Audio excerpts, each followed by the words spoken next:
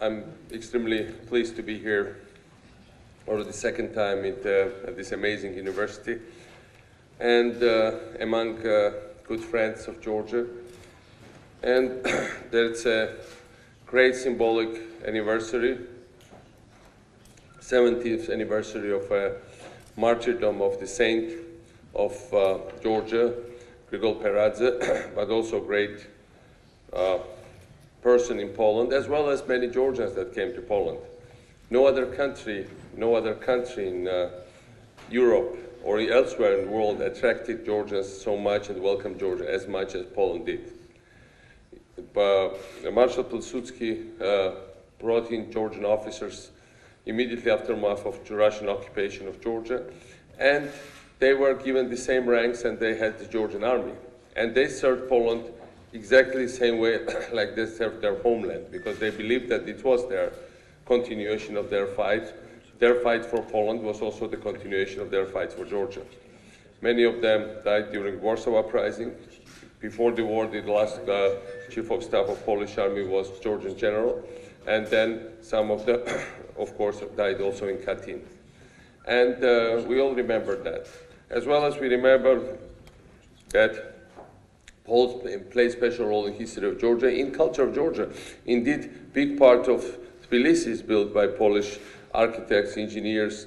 They brought culture in the 19th century. And what Poland brought to Georgia in the 19th century and beginning of 20th was Europe. And again, Poland has this role to bring Europe to our part of the world. And indeed, from that point of view, I mean, what Marshal Borushevich has done for previous years, as well as our Polish friends, you know, I remember Marshal Borushevich talking so much about Georgian democracy, talking about how much, the way how we should take. It was always a gesture of approach of a friend, like from other Polish friend, and if not for this Polish support, Georgian statehood would not have survived. And I think Grigol Peradze's figure is an amazing symbolic figure for what Georgia stands for. Grigol Peradze was, I mean, somebody who is a good side of Georgia, because in 20th century, Georgia has produced villains like Stalin, and Georgia has produced saints like Peradze. And I would say that that's two faces of the nation, and we want Georgia to go the right direction, right? The direction of the people like Peradze. And he also stood for something that we were fighting all these years for. What we fight for is freedom for the whole region. And you know, several years ago, Georgian parliament recognized genocide of Circassians by Russian Empire in the 19th century, and we were the first nation to do so. And I believe in an idea of United Caucasus, notwithstanding of the borders. Borders should stay as they are, but it should be one symbol zone of freedom, democracy, movement of people, and I've seen how people in the Caucasus were admiring what Georgia has achieved in previous years. Because for the first time in many centuries, Georgia has managed to do for our epoch a modern statehood, and the idea of our conquerors was that Caucasians are chronically not capable of organizing themselves on being modern and civilized. That was the idea. And that's what Georgia's broke in the last several years. And you know, Georgia is an amazing success case, because if you look, we are one of 10 easiest places to do business in the world, according to the World Bank. We are the least corrupt country in Europe, according to European Union. We are the least criminalized country in Europe, according to the European Union. And certainly, Georgia also set example, as Prime Marshal rightly said, for elections, because for the first time in our part of the world, government was transferred through elections, not through civil war or that killed tens of thousands of people in the 90s in my country, and not through revolution, which was peaceful, but it still was basically a big institutional shake-up for the country. This time, we have a chance to have this new beginning. Grigol Peradze talks about meeting a Circassian man in the city of Homs. And he said, you know, Circassians helped us when we needed them most. And now we need to help them. And it's over the whole long-lasting call of the Caucasus, helping each other, holding each other, not allowing the other empires to divide us, not allowed to fight with each other, but to create, to overcome traditional divisions of the Caucasus, to create something new, something very special. And from that point of view, the way how Peradze was, he spoke about the Caucasus at peace and free. And our policy is not anti-Russian in any way, and has never been. Our policy is to have long-lasting peace, development, and chance for all inhabitants of our region. And from that point of view, it's not about religious divisions. Grigol Peradze, fundamental as a great Christian priest and theologist, didn't believe in division among religions. He didn't believe in divisions inside Christian church. He thought that Christian church should come together. And from that point of view, it's a very advanced thinker from that epoch and also for our epoch. And the point here is that, you know, we need to go and embark upon that way, and we need to bring together all these groups, and it's a symbolic parallel that we had Orthodox Christian church priest Grigol Peradze, who was great fighter for Muslims, Circassians, and who gave his life for a Jewish family in Auschwitz. And there is a great parallel with Maximilian Kolbe. Of course, Catholic who did the same thing and who is an amazing hero, not only for this country, but for the mankind. And this unity of this Christian gesture, no matter whether it comes from Catholic or Orthodox Church, that side, on this great land of freedom, which I think this is an amazing inspiration for all of us. The very existence of Polish nation, so open and so understanding of all the grievances of small peoples. You know, all of us, when we speak, that there are nations that are bigger than their own territory, that carry ideas. Like, for instance, America carries an idea. I think Poland carries also an amazing idea for Europe. And for our part of Europe, which was forgotten and neglected for many centuries. And if Poland is successful, as it is successful now, then all of us will be better off and will make it. And as you rightly said, Pani Marshal, there was change of government in Georgia, but nobody can bring Georgia back to its knees and back to the Russian zone of influence or imperial zone of influence. Of course, there might be ups and downs, but our people have already tested what freedom looks like, what success looks like, what democracy looks like, what change of government looks like, with all the pluses and minuses, and what being in Europe starts to look like. And there is no way back from this Europeanness. There were several nations in Europe that had setbacks. There were several nations in Europe that are members of the European Union, at least a couple of them, where they had leaders when they tried to establish some kind of dictatorship. It didn't work. It cannot work in Europe. And I think it's a great example of Poland. And I think there was Polish President Kwaśniewski who did this classic formula that in every, the test for democracy is that every nation should have one president, one prime minister, many presidents, many prime ministers, ex-presidents, many prime ministers, ex-prime ministers, none of them in prison and none of them killed or disappeared. And that's exactly what we are trying to build in Georgia. And I think my nation will also eventually pass this test.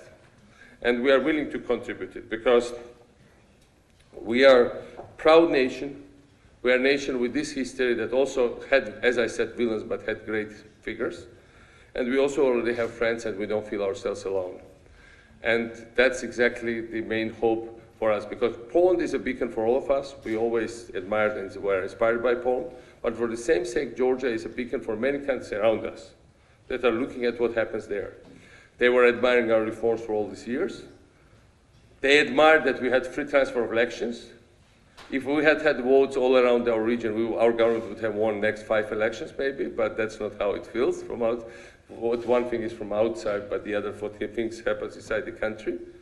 And decided that the people change the government. And this was also admired by the people, because they said it's not only a successful government, just modernized, but it's also a democracy. That's what we all want to have, the other people said in the region. Now we need to have continuous democracy for us to have an ultimate success. And in that respect, we'll be guided by your example and by example of our great historic figures and of our and your nation. Thank you. Dziękuję bardzo.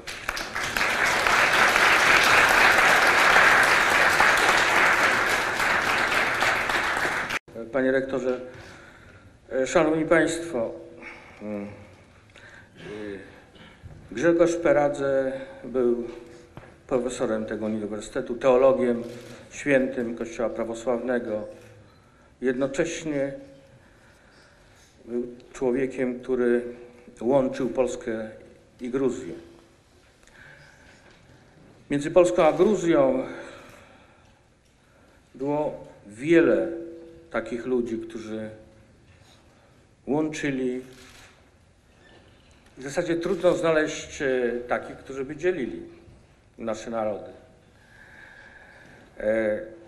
Grzegorz Peradze był człowiekiem świętym, ponieważ swoim życiem i swoją śmiercią zaświadczył tej świętości.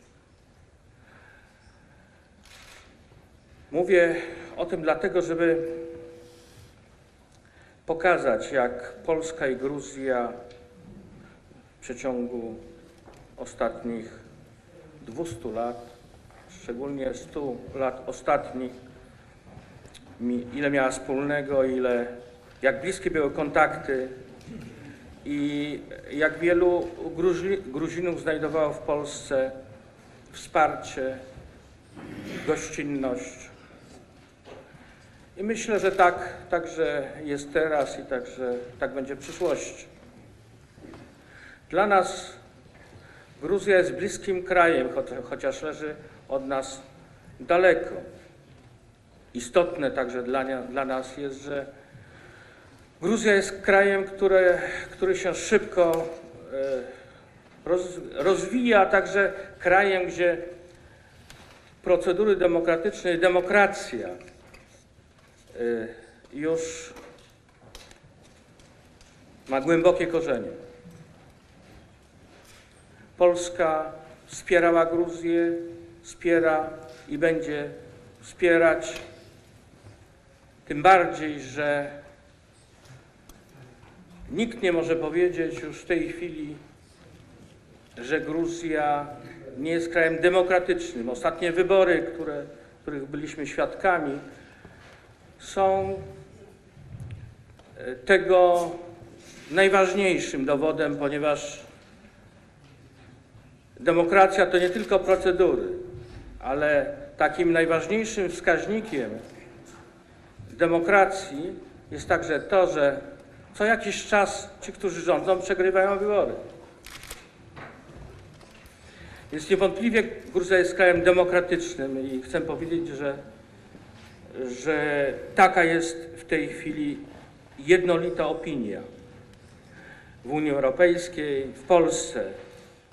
Czy jest krajem także praworządnym, czy będzie krajem praworządnym? Otóż to zależy od tych, którzy te wybory wygrali, od tego, jak będą postępować. Bo przecież to na nich w tej chwili spoczywa największa odpowiedzialność za Gruzję i za to, jak Gruzja jest postrzegana w Europie i świecie. Ja mam nadzieję, że Gruzja nie tylko jest krajem demokratycznym, jak mówiłem, dała na to dowód, ale także będzie krajem praworządnym, gdzie prawa człowieka będą przestrzegane, a zwycięzcy nie mszczą się na tych, którzy jeszcze niedawno rządzili. Jeżeli by było inaczej, to byłaby bardzo zła tradycja, bardzo zła była także ocena tego, co się stało po wyborach. Jeszcze raz dziękuję za zaproszenie na dzisiejszą uroczystość. Jeszcze raz podkreślam, że dla nas Grzegorz Peradze, nie tylko dla Gruzinów, ale także dla nas, Polaków, jest człowiekiem bliskim, na którym możemy budować, na którym się możemy wzorować. Dziękuję bardzo.